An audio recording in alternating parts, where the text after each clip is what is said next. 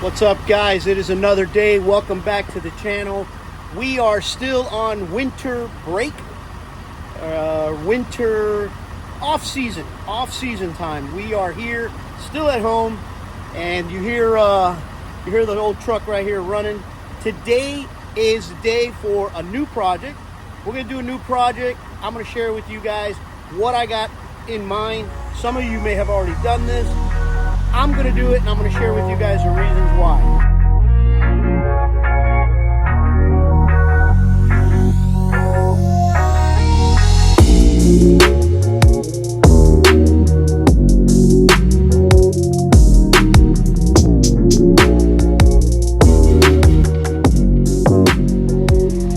All right, guys, so let's get started. So as I mentioned, I have a little project today. Now, this little project has to do with the jacks on the RV, the landing gear up at the front, but more than the landing gear in the front, my biggest concern is the two jacks or the four jacks here in the back. Now, it's not really a problem that I have noticed while we're at a campground. That's not the issue.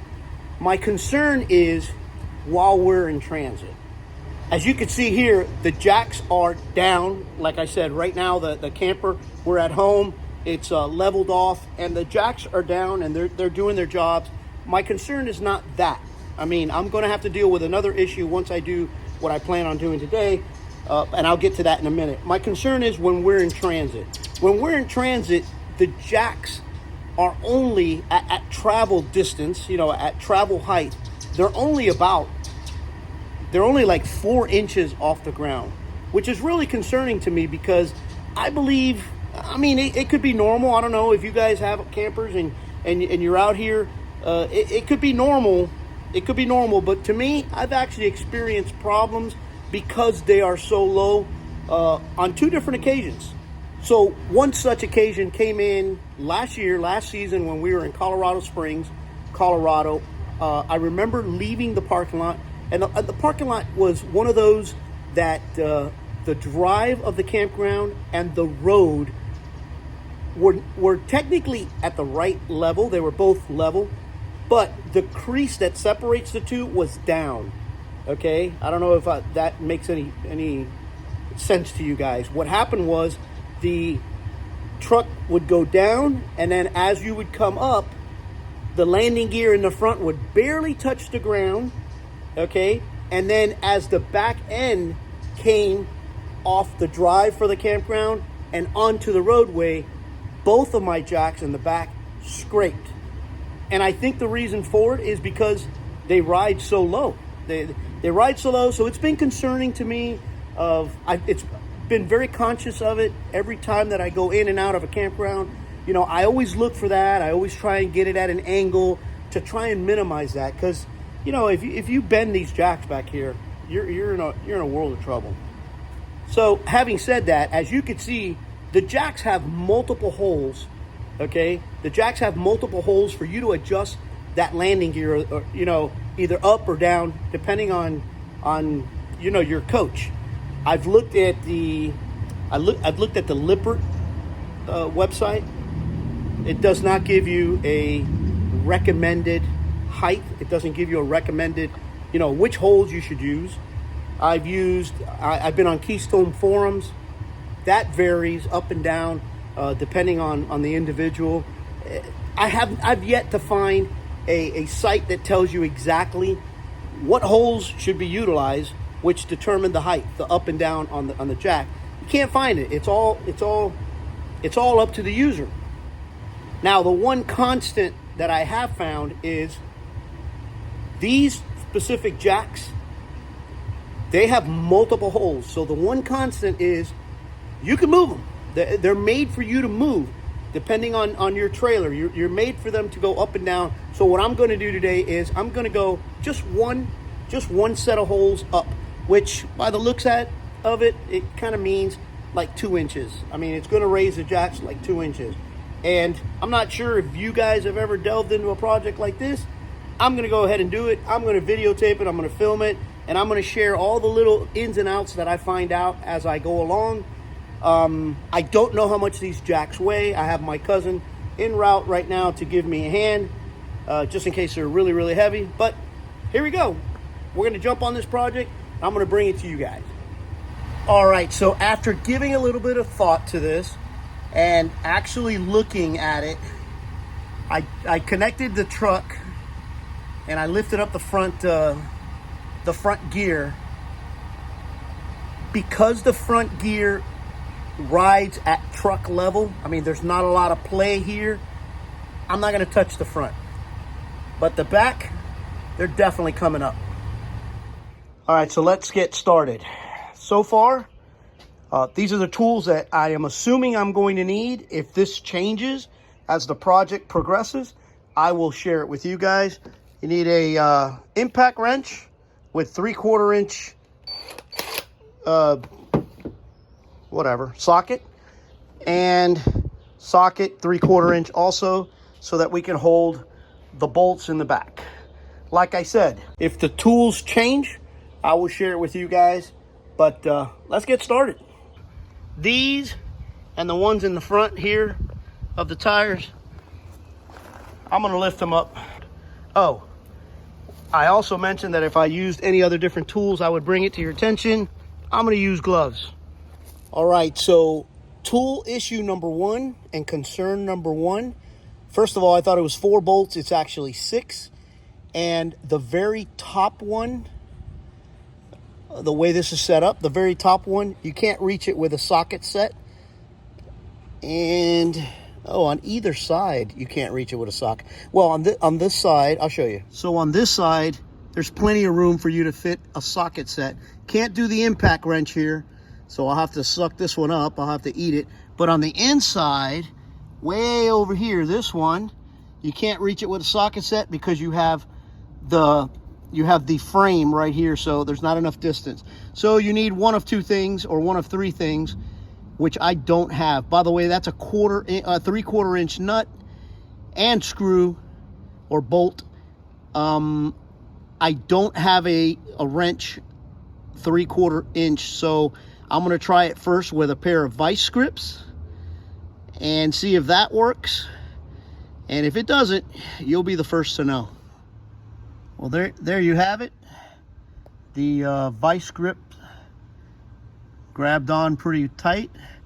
I'm going to see if the socket set on the other side works. It's actually, I mean, in theory, it looks like it might work. You notice it's stuck here onto this bolt. And then when I go to take out the one on this side, I'll just switch it over. Let me see how this works.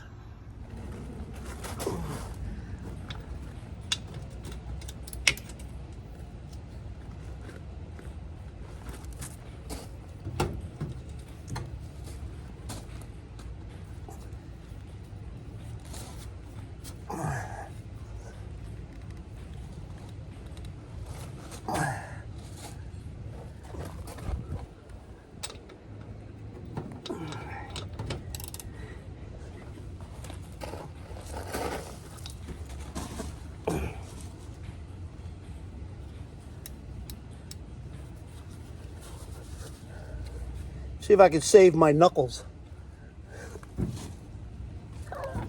There we go.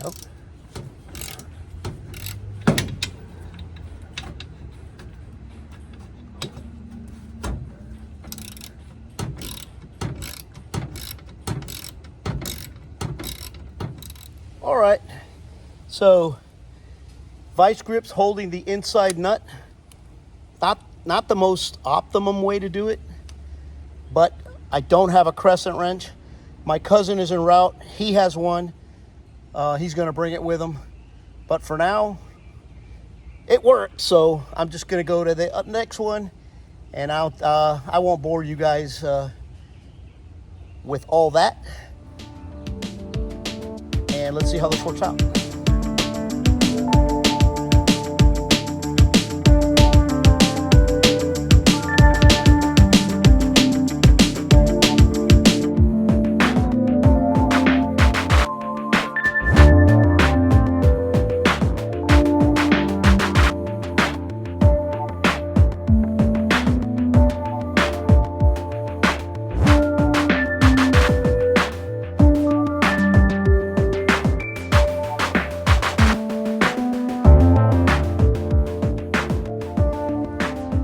right, so I chose, remember I mentioned to you guys I didn't know how much these things weighed. So I chose to leave the 2 bottom bolts in, but now, let me put my glove back on here. I'm trying to save a few knuckles. Now, as I look at it, it's not that heavy at all. So put 1 bolt there, 1 bolt here.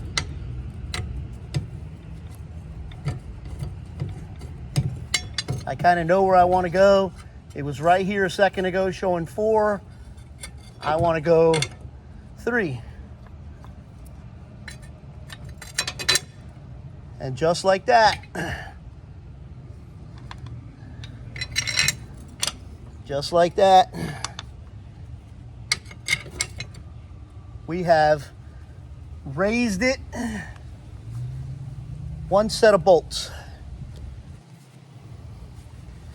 So I'm going to go ahead and replace all 4 or all 6 bolts and then jump to the other side. But so far, so good.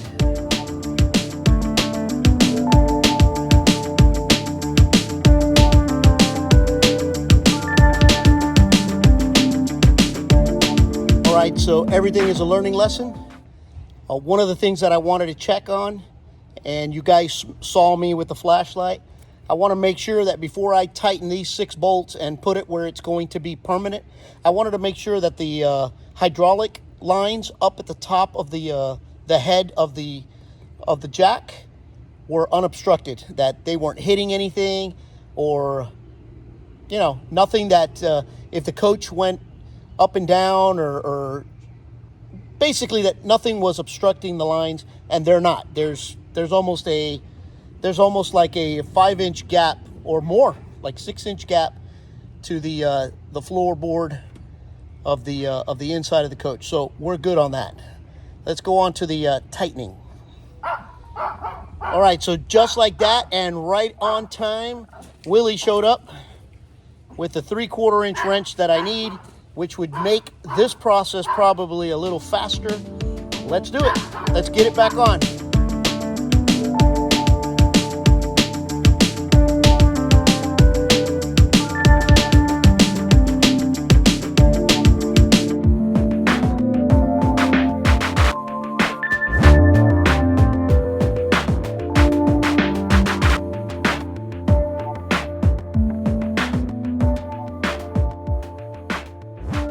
All right, like all the videos that I do, you guys saw me tighten or set all the bolts and nuts by hand. Basically, the goal was to make sure that it was straight. The top 2 ones I did by hand because there's obviously no room for the impact tool to get in there. But the 2 top ones are done. Now I'm going to use the impact tool to set the 4 on the bottom and finish this up.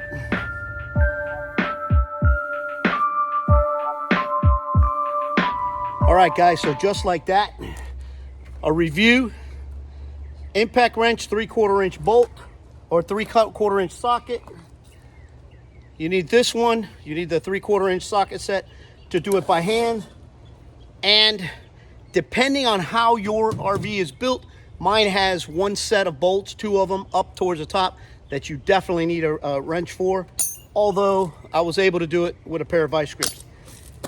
That's it. I think I raised it about 2 inches.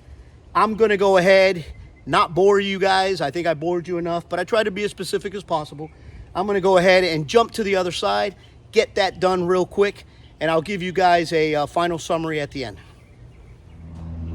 All right, guys, so that's it. It was easy peasy. I didn't waste your time with showing you the other 3.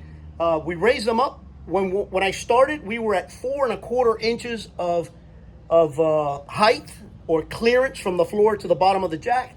Now we are at 7 inches. So I guess it does matter. Those 3 extra inches might help. But nonetheless, like I said, I hope you guys enjoyed the video. It was easy. All right, I always do it. I say I'll share an issue with you guys later on, and I forget to come back to it. So let me pause right here real quick before I close out the video.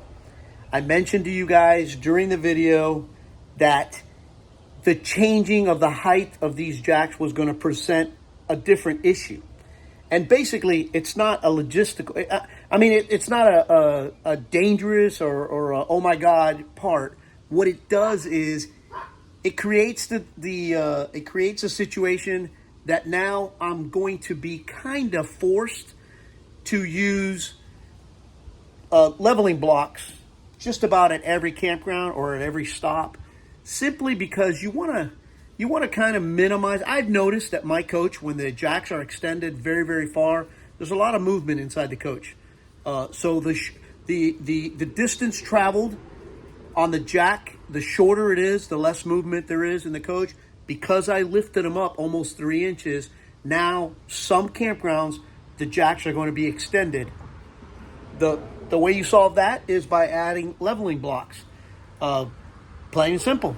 And that's what I'm going to do. So that's what I meant by there's another issue that comes up, but that's it. I answered it for you guys. I didn't want to forget it. I noticed that I had forgotten it, so I added it.